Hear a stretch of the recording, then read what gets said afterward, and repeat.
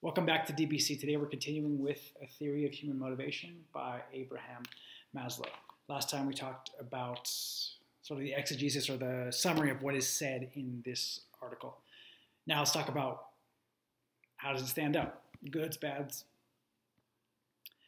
First thing is that I would bet that it's written in 1943. I bet that Maslow gets a lot of shit for using the male pronoun he throughout the book. It's interesting to read it in 2017.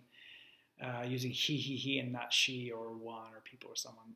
But I would hope that people could forgive that and look beyond that prejudice at what's actually being said. I read a lot of criticism of Maslow, and I think that this comes from people who either probably don't read him to be most charitable to his critics, because this is not a long article, and there's some things that are blatantly false in a lot of the criticism. So, for example, the idea that he posits sex as a physiological and individualistic need at the bottom level of the pyramid that's so frequently seen in physiology, and that it's only seen as individual. And he explicitly speaks against this in this article. It's not like hidden. It's a very short work. And he talks about it could not just be for sexual release, unquote, to use his term, but that there's a sense of esteem or masculinity or all these higher level needs that are addressed by so-called simply physiological needs or motivations.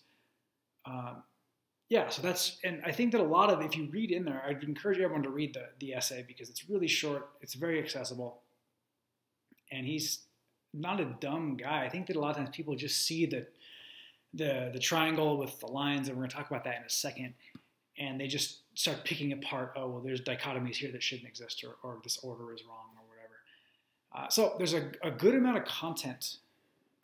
So as far as criticism of his actual, what he says in there, there's a good amount of content on the physiology and safety needs. But the love and esteem sections are very short, like just a paragraph or two on each one, where I felt like there could have been more there. I'm not sure what his space requirements were for publishing back then, but I would like to see more. And I'm sure that in his book, a decade later, he spoke to that and expanded upon it. So now, criticisms of the actual text. So now how the text has been taken up, which may be less criticism on Maslow's part. So in this essay, there are no triangles written. There are no diagrams like this. But if you just type in Maslow's name on Wikipedia, for example, or in Google, like this pyramid triangle with like different rainbow colors, and it comes up like before even his photo does.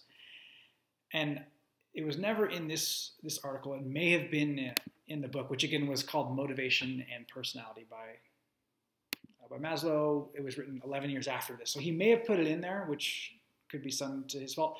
But I wonder how this works as a model. For example, why are there, first of all, solid lines in between the levels? Because he speaks explicitly in this essay early on about there's a fluidity between the needs, and that they can operate, the same action can operate on up to all 5 levels. That's a possibility. So why are there solid lines? Well, how would it be different, I guess, is a better question. How would it be different if there were, let's say, dashed lines or no lines at all, if maybe the colors were fading in and out as you moved up and down the triangle? And again, to the triangle, why is it a triangle? If anything, the self-actualization seems really small. I mean, our attention is sort of drawn up, but it's such a small area, and you look at how large like physiology looks like in this, and it's obviously the most prepotent need in his sense, but there's a sense of a direction, a telos, in what he's talking about, and this is really the most important thing that he mentions and that he expands upon later in his work, or in his later works. So I'm wondering, why a triangle? How would it be different if we pictured Maslow's hierarchy or prepotency of needs as a line that could move back and forth, and it wouldn't have to always be linear, that could be, going back and forth and fluid again. But how would it be different if we thought of his hierarchy of needs not as a pyramid or triangle, but as a line, or any other model? That's just the first one that I thought of. Again, maybe he speaks to that in Motivation and Personality. And just wondering, how would it be different if they were modeled in a line?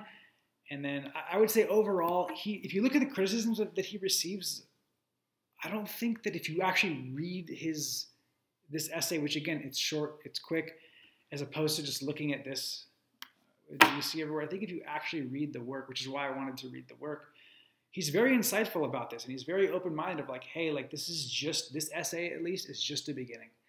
And I think it provides a great a framework or a model to work with people who are experiencing, let's say, difficult behaviors, whether that be if you're working in a clinical setting or even just at a regular job or with family members or friends, to ask yourself if someone is, let's say, acting inappropriately or rude or angry or becoming offended.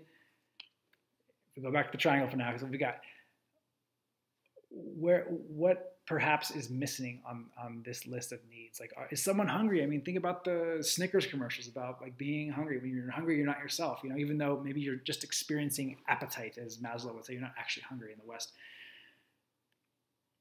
Is someone feeling unsafe? Is that why these needs are not being met and someone's trying to get them met? Is someone not feeling love or appreciated? Is someone not feeling esteem? Or are they searching external esteem instead of internal esteem? Is a really good model just to have in the background, whether or not like there's lines or triangles or dashed lines in between everything. It's a great model for looking at people that are being difficult and how to work with them better and to understand what's going on behind their behaviors. So thanks for watching. We'll see you next time.